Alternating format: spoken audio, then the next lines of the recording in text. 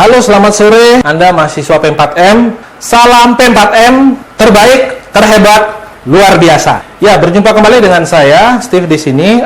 Kali ini dengan mata kuliahnya adalah Online Business dan Internet Marketing. Ya, pada materi kali ini saya akan membahas tentang mind mapping konsep. Berbicara tentang mind mapping konsep, sebelumnya mungkin saya akan menjelaskan secara umum bahwa mind mapping konsep ini mungkin beberapa dari kalian ada yang sudah tahu atau belum tahu. Tapi intinya adalah ini bentuk dari supaya kita mengerti sekarang di luaran itu, baik di dunia bisnis, dunia kerja, itu mereka tuh banyak sekali sebenarnya kejadian-kejadian, kasus-kasus dalam dunia kerja itu sebenarnya membutuhkan pola daripada mind mapping ini. Yang tentunya intinya sebenarnya nanti akan memudahkan kita untuk bisa melakukan pekerjaan dengan lebih maksimal atau bisa mencari solusi dengan lebih maksimal.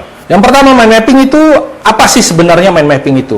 Bicara tentang mind mapping adalah cara menuliskan suatu ide atau pikiran yang kita punya itu secara kreatif dan efektif.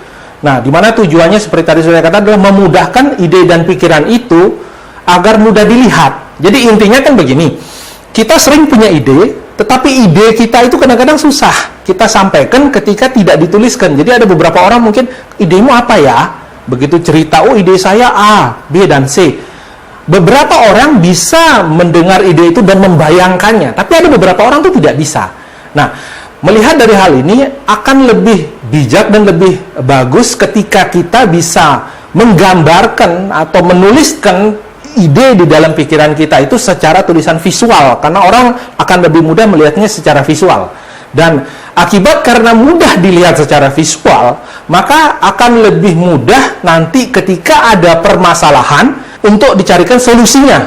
Nah, jadi yang paling penting di sini adalah karena mudah terlihat, akhirnya kita lebih mudah untuk berpikirnya. Dari mudah kita berpikirnya, kita bisa lebih mudah mencari solusinya. Mencari solusi dari masalah yang mungkin terjadi di dunia kerja kita tersebut. Oke? Nah, selanjutnya, kenapa kita harus mempelajari mind mapping ini?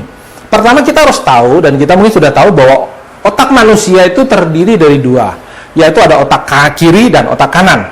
Otak kiri manusia itu adalah otak yang tentang tulisan, urutan penulisan, dan hubungan antar kata. Itu seperti itu. Sementara kalau otak kanan itu berbicara tentang warna, gambar, dan dimensi. Nah, sehingga kalau kita menggunakan mind mapping ini sebenarnya akan memudahkan kita membuat otak kanan dan otak kiri kita itu bekerja sama. Itu kalau di mind mapping. Jadi kita akan melatih otak kiri dan otak kanan kita itu bekerja sama dengan mind mapping ini. Dan tentunya kalau ini dilatih terus-menerus akan meningkatkan kemampuan kita sendiri nanti entah di dunia kerja atau di dunia bisnis yang kita lakukan. Nah, karena sebenarnya perlu kita ketahui bahwa otak kita itu tidak didesain untuk menghafal secara linear. Jadi kalau mungkin selama ini kita sudah tahu ya, kalau absen kan tertulis secara linear, nomor 1, 2, 3, 4, 5. Nah, sementara juga kita tahu buku-buku pelajaran semasa sekolah dulu itu juga tercatatnya adalah runut dari atas ke bawah ya. Jadi kalau kita lihat sebenarnya ini otak kita tidak seperti itu prosesnya. Tetapi ketika kita menggunakan mind mapping, nah inilah sebenarnya dengan menggunakan mind mapping ini jadi memaksimalkan kemampuan kita untuk bisa menganalisa masalah atau solusi dan juga lebih kreatif lagi. Jadi caranya bisa kita lihat di situ. Nah, kemudian kalau bicara tentang otak kita yang didesain secara khusus ini, maka kita perlu melihat bahwa waktu kita belajar mind mapping ini, fungsinya salah satu adalah menolong kita untuk bisa lebih kritis melihat masalah. Nah, jadi gini, seringkali kita ketika ada permasalahan, ada tantangan di dalam pekerjaan, usaha atau bisnis kita, mungkin kita tuh kadang-kadang mentok ya. Nah, waktu mentok ketika kita menuliskan seluruh apa yang ada ide dan di pikiran kita, baik itu permasalahannya, ini masalahnya di sini digambar, ya, kemudian oh ada seperti ini, kemungkinannya ada orang yang ini bantu atau kemungkinan ada solusinya A, B, dan C. Ketika kita melihat itu di dalam kertas yang tertulis, banyak ide-ide itu muncul, ide-ide baru banyak muncul, dan bahkan solusi-solusi yang tidak terduga bisa muncul karena kita bisa melihat hal itu secara lebih kritis, gitu ya. Jadi karena kebanyakan kita kan kadang-kadang orang kalau bekerja itu diketok dulu baru jalan gitu ya. Tapi dengan mind mapping ini kita akan belajar terpola. Dan tentu saja bagi kalian yang jurusan bisnis dan digital ini penting sekali, karena dalam pola kita memahami prinsip-prinsip di komputerisasi itu selalu prinsipnya adalah ada mapping, ada pemetaan. Di dalam setiap bagian-bagian itu pasti ada mapping, ada pemetaan. Nah, untuk memahami mapping dan pemetaan ini, kita perlu belajar dengan mapping ini. Jadi caranya lebih mudah untuk kita memahami proses dari yang terjadi. Entah itu misalnya proses kalau di kantor ada proses standar operasional prosedur. Jadi kita ngerti proses A terjadi, dalam proses A ini ada proses lagi, dan di dalam proses itu ada orang-orang yang terlibat di situ. Dari orang-orang yang terlibat di situ ada tools-tools yang diperlukan. Sebagai contoh, misalnya saya ambil contoh, misalnya kelas online ini. Sebagai contoh kelas online ini. Ketika kita mau online, kita butuh namanya tempat. Kita mau online ya, kuliah online. Oke. Waktu kuliah online, kita butuh namanya tempat. Ketika kita butuh namanya tempat, maka kita mencari tempat dulu. Ketika sudah ketemu tempatnya, kita butuh apa lagi di situ? Ternyata kita butuh peralatan. Peralatan apa saja yang dibutuhkan? Nah, kita data lagi di situ. Oh, peralatannya ini A, B, dan C. Sekian. Selain butuh peralatan, kita butuh juga yang namanya siapa orang yang akan terlibat di situ. Nah, itu sebagai gambarannya. Berarti ada orang yang misalnya saya sebagai yang akan berbicara untuk mengisi, dan kemudian ada operator yang akan mengambil gambar untuk kameranya. Sebagai contoh seperti itu. Kemudian butuh lagi berapa durasi waktu yang diperlukan. Setelah berapa durasi waktu yang diperlukan, kira-kira untuk tempat itu butuh aksesoris apa saja yang dibutuhkan di dalam satu lokasi untuk syuting kuliah online itu. Nah, jadi mind mapping ini bisa seperti itu. Kedetailan yang Anda bisa pelajari sehingga akan membantu Anda ke depannya. Oke?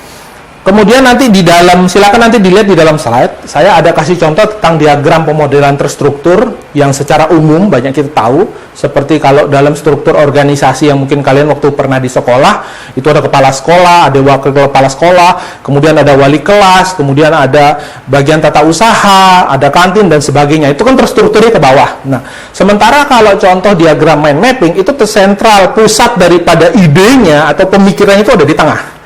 Dari di tengah inilah kita melihat ide-ide itu secara lengkap di luarnya. Setelah kita lihat ide-ide secara lengkap di luarnya, maka ide dari luarnya ini muncullah tema-tema turunan dari ide tersebut. Kayak tadi yang saya bilang tentang kuliah online ini.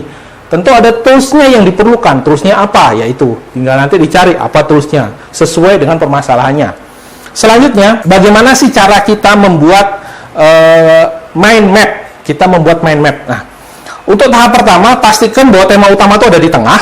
Jadi kalau ada kertas besar gitu ya, ada kertas gitu yang kosong, pastikan temanya itu utamanya di tengah. Kemudian dari utama ini munculkan tema-tema turunan yang tentunya masih berkaitan dengan tema utama. Kayak tadi mau kuliah online, tentu ada butuh orang, ada butuh alat, ada butuh ruang, ada butuh durasi. Nah, seperti itu ya. Jadi mulai belajar mendetailkan hal-hal seperti itu.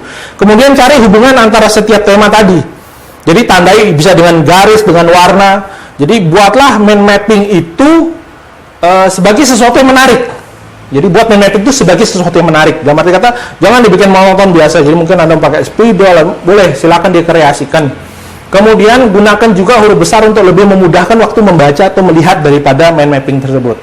Kemudian buat petanya itu dalam arti kata mind mappingnya itu ada jeda, ada jarak antara satu tema dengan subtema yang lain. Supaya kenapa? Ketika ada penambahan ide-ide baru itu bisa ditulis di situ. Nah, kemudian kalau kita mau melihat apa sih poin yang perlu kita pikirkan untuk kita membuat mind mapping tersebut, mungkin ada secara umum poin-poin tema turunan yang biasa dipakai di luaran dan juga saya juga makainya itu adalah mungkin yang sering pernah didengar ada 5W dan 1H, yaitu what, apa, who, siapa, why, mengapa, where, itu di mana, dan when, kapan. Sementara how, itu bagaimana. Jadi dalam satu project apapun atau masalah atau yang kita butuh cari solusinya untuk yang di tengah ini, itu kita butuh what, kita butuh who, kita butuh why, kita butuh where, kita butuh when, dan kita butuh how, kita butuh how. Jadi nanti kita lihat di situ. Dari ini kira-kira apa? Silahkan dicari. Itu pertama. Yang kedua adalah ada poin-poin prioritas turunan itu sendiri. Poin-poin prioritas itu jelas yang paling prioritas adalah utamanya di sini. Jadi kemudian ketika kita membuat poin turunan yang kedua dan ketiga, itu tentunya sebuah poin kedua dan ketiga itu harus prioritasnya mengarah kepada tujuan utamanya. Sebagai contoh, kayak tadi saya bicara tentang kita prepare kuliah online. Waktu prepare kuliah online, tentu di situ nanti ada orang-orang yang berpartisipasi. Nah, tapi kan tidak semua orang yang kita masukkan itu bisa berpartisipasi. Yang paling penting partisipasinya apa? Untuk tujuan syutingnya. Jadi contoh misalnya, kita butuh ada orang yang bisa menolong kita untuk mengangkat barangnya, misalnya barang untuk mengatur atau menata letak, mengatur letak daripada studio kuliah yang akan kita pakai, misalnya begitu. Nah, tentu mungkin kita butuh ada office boy kita. Nah, tapi di luar itu kita butuh ada orang lain. Perlu apa tidak? Nah, itu menjadi pertimbangan. Pertimbangannya lebih kepada adalah apakah kita membutuhkan orang itu untuk proyek utamanya kuliah online itu? Nah, seperti itu. Contohnya seperti itu. Oke. Nah, jadi prioritas utama turunan serta poin-poin tema turunan itu harus menjadi dasar pemikirannya dahulu yang muncul setelah adanya tema utama atau permasalahan utama. Oke? Ya, saya kira itu saja untuk hari ini. Jadi saya berharap kalian bisa melihat kembali slide dan kemudian mendengarkan kembali atau menonton kembali tayangan ini jika ada yang belum dipahami. Nanti di Google Classroom nanti kita akan membahas dan nanti akan ada tugas di situ. Oke, silakan Anda bertanya dengan meninggalkan pertanyaan di kolom komentar di Classroom, dan kemudian nanti Anda ikutin juga slide yang ada di sana, dan kemudian kalau Anda belum memahami silakan Anda tonton ulang tayangan online ini. Oke, demikian dari saya. Selamat sore. Salam P4M, terbaik, terhebat, luar biasa.